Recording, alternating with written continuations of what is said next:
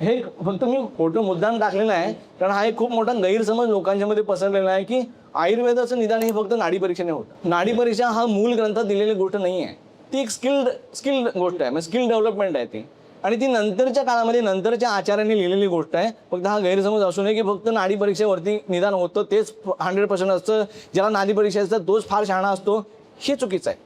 आणि मग ज्यावेळेला एखाद्या व्याधीचं निदान होतं त्यावेळेला मग आपण त्याचे उपचार कसे करायचे, याच्या आयुर्वेदासाठी 4 ते 5 गोष्टी महत्त्वाच्या सांगितल्या. सर्वात पहिलं म्हणजे शुद्धीकरण. मग अशी सांगितल्याप्रमाणे पंचकर्म करायला पाहिजे. मग पंचकर्म करत असताना कुठल्या कुठल्या गोष्टी येतात, तर वमन, विरेचन, बस्ती, नस्य, रक्तमोक्षण यासारखे महत्त्वाच्या गोष्टी आहेत. आणि त्याला पूरक असणारे इतर काही गोष्टी येतात, मग ज्याच्यामध्ये मालिश केली जाते, वाफ दिली जाते, या गोष्टी येतात. त्याच्यानंतर औषधं आणि नैसर्गिक औषध. औषध म्हणजे फक्त औषध नव्हे तर नैसर्गिक औषध. नैसर्गिक औषध म्हणजे हर्बल मेडिसिन्स आहेत, हर्बो मिनरल मेडिसिन्स आहेत, हर्बो मिनरल मेटॅलिक मेडिसिन्स आहेत, हा त्याच्यातला मुख्य भाग आहे. त्यानंतर आहाराचे व्यवस्थापन. म्हणजे ज्यावेळेला आम्ही प्रिस्क्रिप्शन देतो त्यावेळेला फक्त हे औषध घे आणि तुला काय करायचं ते कर असं नसतं. औषध घे, पंचकर्म वेळ पडेल त्यावेळेला पंचकर्म कर, त्याच्यानंतर आहाराचं पथ्यपालन व्यवस्थित करा आणि त्याच्यानंतर योग्य ते जीवनशैली आणि व्यायाम करा. हे आयुर्वेदाचं प्रिस्क्रिप्शन पूर्ण होतं. आणि ज्या लोकांना थोडंसं मानसिक चिंता आहे किंवा स्ट्रेस जास्त आहे त्या लोकांनी त्याचं काउन्सिलिंग करून घेतलं पाहिजे आणि त्याचं ज्ञान समजून घेतलं पाहिजे. ती लाईफची फिलॉसॉफी कुठेतरी बऱ्याच लोकांमध्ये लॅकिंग असते, ती फिलॉसॉफी समजल्यानंतरही बऱ्याचशा गोष्टी सॉल्व्ह होतात. हा त्याचं पूर्ण प्रिस्क्रिप्शन ठरतं. आहाराच्या बाबतीत मी थोडक्यात काही गोष्टी सांगतो की आहार कसा असायला पाहिजे आणि काय असायला पाहिजे. म्हणजे डूज अँड डोंट्स मोठे मोठे कोणते, म्हणजे आपण कॅटेगरी वाईज जर समजा बघितल्या, धान्य कुठले खावेत, ड्रायफ्रुट्स कुठले खावेत, फ्रूट्स कुठले खावेत, दुधाचे पदार्थ कुठले खावेत, कुठले खाऊ नयेत, है ना. त्याच्यामध्ये आपल्या एरियामध्ये ज्या गोष्टी जास्त होतात ते म्हणजे आपल्याकडे दूध दुभतं भरपूर आहे, ग्रीन बेल्ट आहे ना, शुगर बेल्ट म्हणतात त्याला, तर इथे दूध दुभतं भरपूर आहे ना चितळे साहेब. तर याचं असं आहे की आपल्याला एक गोड गैरसमज असा आहे की दही खूप चांगला पदार्थ आहे. तर दही हा त्या पूर्ण दुधाच्या पदार्थांमधला ना दही हा सगळ्यात मोठा विलन आहे. दही हा वजन वाढवणारा आहे, दही चरबी वाढवणारा आहे, दही पित्त वाढवणारा आहे, दही हा अनावश्यक कोलेस्ट्रॉल वाढवणारा आहे, दही हा आपल्या चॅनल्समध्ये ब्लॉक करणारा आहे. अशा बऱ्याचशा गोष्टी दह्याचे हे वाईट गुण आहेत.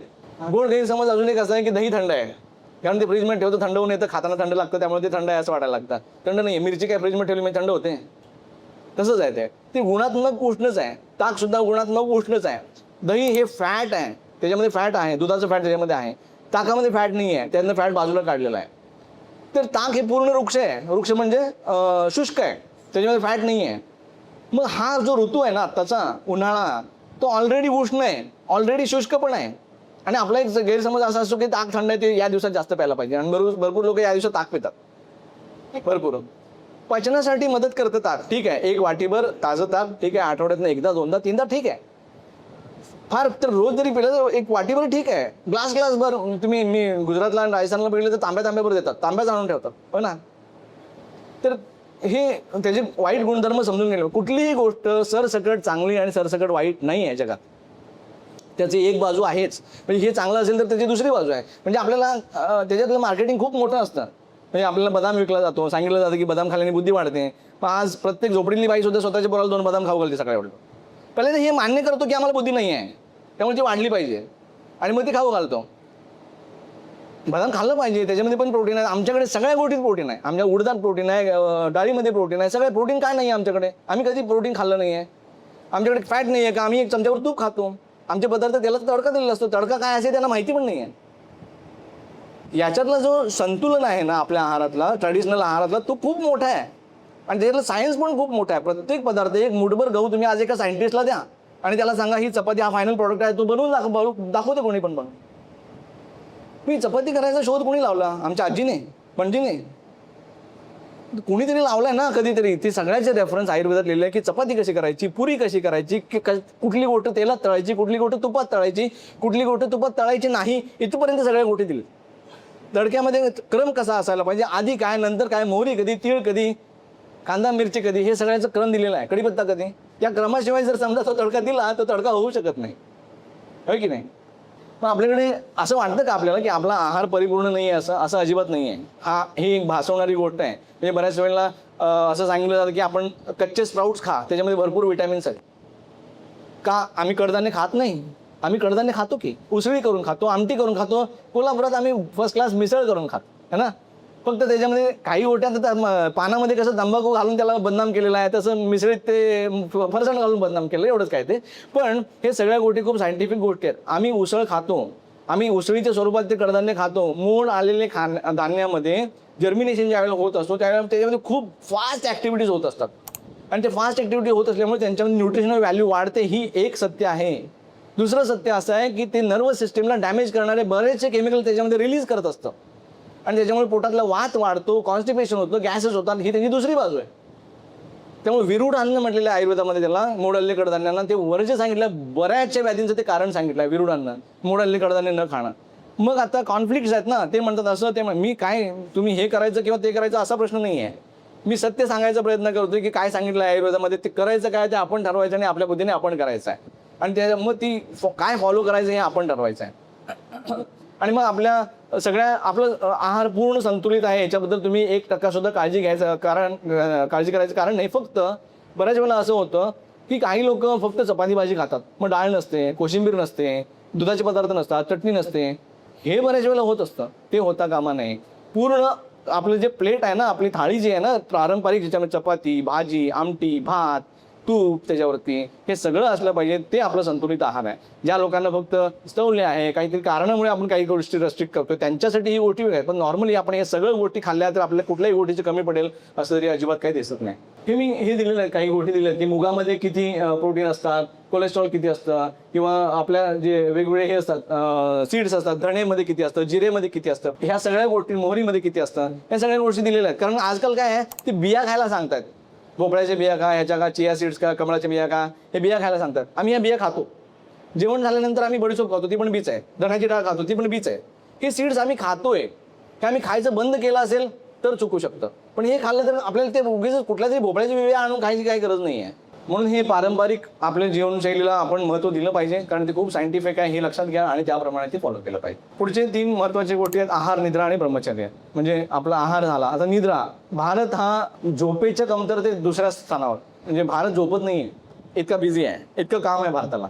त्यामुळे हे झोप ही शांत झाली पाहिजे. कुठल्या कारणास्तव होत नसेल, किमान ती 6 ते 7 तास व्यवस्थित शांत झोप झाली पाहिजे, याची काळजी घेतली पाहिजे. आणि ती रात्रीच झाली पाहिजे, पहाटे नाही झाली पाहिजे, दिवसा नाही झाली पाहिजे. अगदीच नाईलाजा असतो, समजा एखाद्या वेळेला मला क्लायंट US चा आहे आणि मी त्याला रात्रभर त्याला हे करायचं आहे, काम करून द्यायचं आहे, त्यावेळेला मला हा नाईलाज आहे.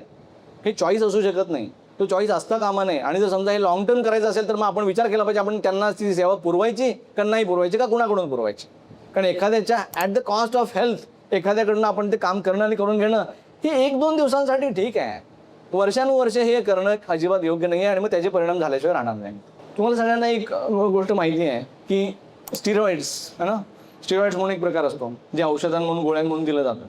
त्यामुळे स्ट्रेस वाढतो त्यावेळेला बॉडी एक फाईट अँड फ्लाईटच्या मेकॅनिझममध्ये जाते. एकतर ती लढायची असते किंवा त्याला पळून जायचं असतं, ती तर राहू शकत नाही. मग ह्या गोष्टी होत असताना त्याला एक ताकद लागत असते, ती ताकद मिळत असते स्टिरॉइड्सकडून आणि मग शरीर जास्त स्टिरॉइड सिक्रेट करतं. स्टिरॉइडनी काय होतं, स्टिरॉइडने आपल्याला ऊर्जा मिळते आणि ती ऊर्जा कधी मिळणार, ज्यावेळेला आपलं वजन वाढणार, ज्यावेळेला आपली चरबी वाढणार, आपली साखर वाढणार, त्याच वेळेला ऊर्जा मिळणार. कारण हे ऊर्जेचे स्रोत आहेत. आणि हे ज्यावेळेला स्टिरॉइड वाढतं त्यावेळेला बहुतांशी लोकांना हे सतत जर वाढत राहिलं तर त्यांच्यामध्ये मग लठ्ठपणा येतो, शुगर वाढते आणि डायबिटीस होतो. हे त्याचे पुढचे परिणाम आहेत. हा त्याचं कोलेस्ट्रॉल म्हणजे स्टिरॉइड वाढण्याचं मुख्य कारण आहे. कारण ब्रेनमध्ये एक ग्रंथी असते, त्याला पिच्युटरी ग्लँड म्हणतात, जी ह्या सगळ्या नर्वस सिस्टीमला कंट्रोल करत असते. तिथूनच्या सगळ्या ग्रंथी स्राव देत असतात. त्याचं कनेक्शन असतं पोटाशी, त्याचं कनेक्शन असतं किडनीशी आणि जे ॲड्रेनल ग्लँडशी. तिथून हे सिक्रेशन होत असतात. त्याच्यानंतर मग ते ज्यावेळेला सिक्रेट होतात त्यावेळेला आतड्यांमध्ये बारीक बारीक जखमा व्हायला लागतात.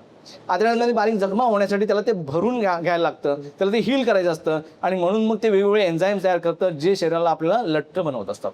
आणि मग एक पुढचा एक गोष्ट अशी असते की ज्याला म्हणतात सेरोटोपेप्टाइडेज असेल किंवा सेरोटोनिन असेल, जे नर्वस सिस्टीमचे सिग्नलिंग जे असतं, सिग्नलिंगचं जे काम असतं, सिग्नलिंगचं काम बिघडवतं. म्हणजे जर समजा एक रस्त्यामध्ये सिग्नल आहे, तो एक रेड लाईट पडले तरी पण घुसतोय, तर त्यावेळेला जसे ॲक्सिडेंट होतील अशाच गोष्टी इथं व्हायला सुरू होतात. त्यावेळेला सेरोटोनिनचे लेवल्स बिघडतात आणि मग पोट बिघडतं आणि त्यानंतर मग मानसिकता बिघडते आणि त्यानंतर मग हे लाईफस्टाईल डिसऑर्डर चालू होतात.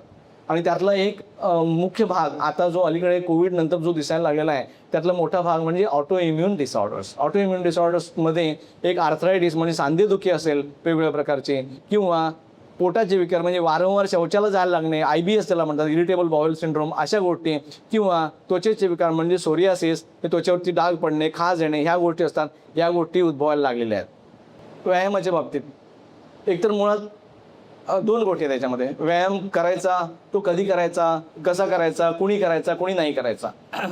स्त्रियांमध्ये मोस्टली हे दिसतं की व्यायाम हा खूप म्हणजे लहानपणापासून त्याची एक सवय करणे, ते सवय करून रोजच्या रोज करणे, जसं मुलांमध्ये होतं तसं होताना दिसत नाही. आजकाल पालक सजग झालेत, आजकाल ते स्वतःच्या मुलींना शिकवत आहेत, हा भाग वेगळा, पण ते महत्त्व समजावून देणे आणि त्यांना ते जीवनशैलीत घालणे हे खूप गरजेचं आहे. अदरवाईज याच्या व्यतिरिक्त जो पार्ट आहे, बऱ्याच वेळेला अवेळी व्यायाम केला जातो. म्हणजे मुंबईत मी बघतो तर रात्री 10 वाजता सुद्धा नरिमन पॉईंटवरती ते रनिंग करत असतात, कारण त्याच वेळेला त्यांना वेळ असतो. त्यांना आपल्याला वेळ आहे तेव्हा व्यायाम करायची ही व्यायामाची पद्धत नाही आहे.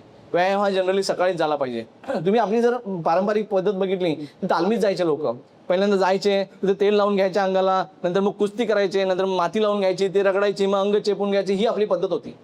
तेल लावल्याशिवाय व्यायाम करायचा नाही, हा आयुर्वेदाचा नियम आहे.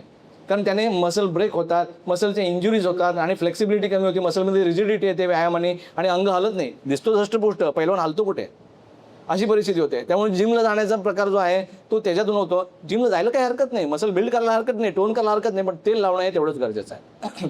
पुढे